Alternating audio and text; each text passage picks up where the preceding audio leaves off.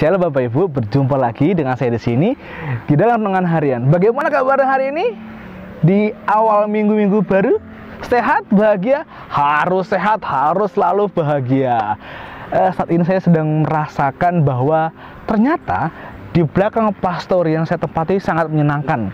Luas sekali halamannya, jadi ya tinggal ke belakang rumah, gelar tikar dan wedangan sambil melihat orang main layangan. Tapi sebelum itu, mari kita bersatu di dalam doa. Kita berdoa. Ya Tuhan, kami mengucap syukur untuk kehidupan kami yang terus Engkau kasihi, untuk setiap kehidupan kami yang boleh Engkau berkati. Dan saat ini Tuhan, kami hendak bersama-sama merenungkan serta merefleksikan firman-Mu. Biarlah firman Tuhan tetap menjadi penyemangat di dalam kehidupan kami. Amin. Firman Tuhan pada hari ini akan saya bacakan dari Mazmur 8 ayat yang pertama hingga ke-9. Mazmur 8 ayat yang pertama hingga ke-9. Demikian firman Tuhan. Manusia hina sebagai makhluk mulia, untuk pemimpin biduan menurut lagu Gitit, Mazmur Daud. Ya Tuhan, Tuhan kami, betapa mulianya nama-Mu di seluruh bumi. Keagungan-Mu yang mengatasi langit dinyanyikan dari mulut bayi-bayi dan anak-anak yang menyusu. Telah Kau letakkan dasar kekuatan karena lawan-Mu, untuk membungkamkan musuh dan mendendam.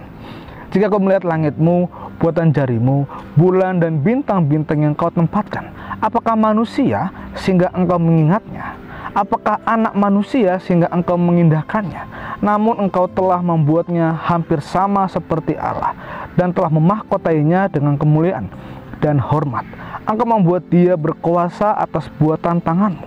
Segala-galanya telah Kau letakkan di bawah kakinya, kambing, domba, dan lembu, sapi sekalian, juga binatang-binatang di padang, burung-burung di udara, dan ikan-ikan di laut, dan apa yang melintasi arus lautan. Ya Tuhan, Tuhan kami, betapa mulianya nama-Mu di seluruh bumi. Demikian pembaca firman Tuhan. Berbahagialah kita tidak hanya membaca, melainkan menerapkan dalam kehidupan kita sehari-hari. Haleluya. Bapak Ibu terkasih, jika ada sebuah pertanyaan yang demikian, apa sih hebatnya manusia? Apa sih hebatnya manusia? Saya kira pertanyaan ini akan membuat sebagian orang marah karena merasa disepelekan. Tetapi ada juga orang yang senang jika ditanya apa sih hebatnya manusia. Karena jika ditanyakan kepada orang-orang yang senang, pasti orang tersebut akan mengeluarkan keakuannya, keegoannya, bahwa hebat manusia adalah seperti aku, bisa ini, itu, dan sebagainya. Tapi jika orang yang tidak berkenan tanya seperti itu, pasti akan merasa marah dan merasa disepelekan. Bukankah banyak orang yang mengagungkan manusia karena memiliki potensi tidak terbatas dan mampu mengelola hidupnya secara otonom? Paling tidak itulah yang dikatakan banyak motivator di media massa, di media sosial, dan lain-lain.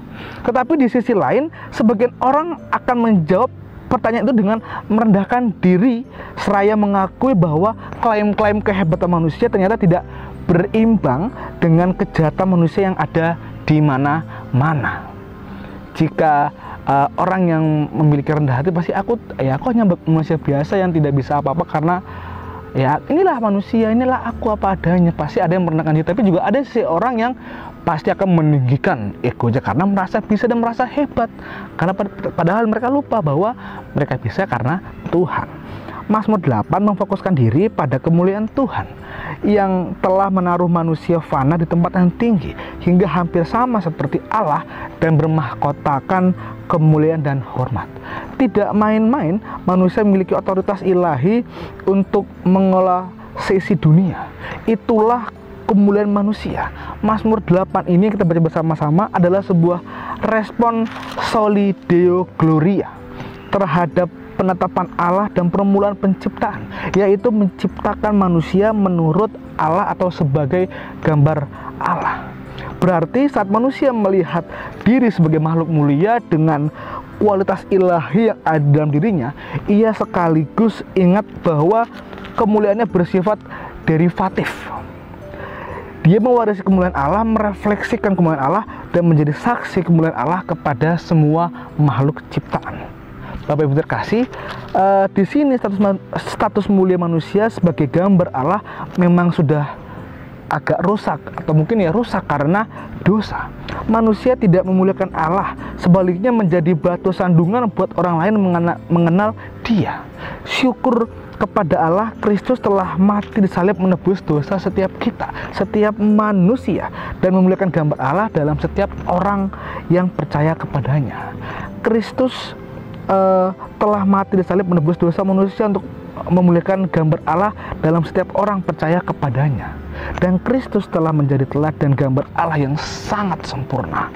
Setiap kita yang sudah dipulihkan bisa melihat Kristus, meneladani, sehingga hidup kita kembali memuliakan Allah, bukanlah memuliakan diri sendiri. Amin. Kita berdoa. Ya Tuhan, kami mengucap syukur untuk firman begitu indah. Kami telah kembali diingatkan Tuhan bahwa kami sebagai manusia tidak berdaya. Kami sebagai manusia tidak ada apa-apanya. Kami sebagai manusia adalah makhluk yang adalah ciptaan-Mu, yang itu semua karena berkat-Mu. Biarlah Tuhan Engkau mengajarkan kami bahwa kehidupan kami harus tetap merendahkan diri, untuk tetap berbagi kepada sama, dan bukan meninggikan diri kami masing-masing. Dan Tuhan, pada hari ini juga kami hendak berdoa bagi orang terkasih kami yang saat ini sedang sakit.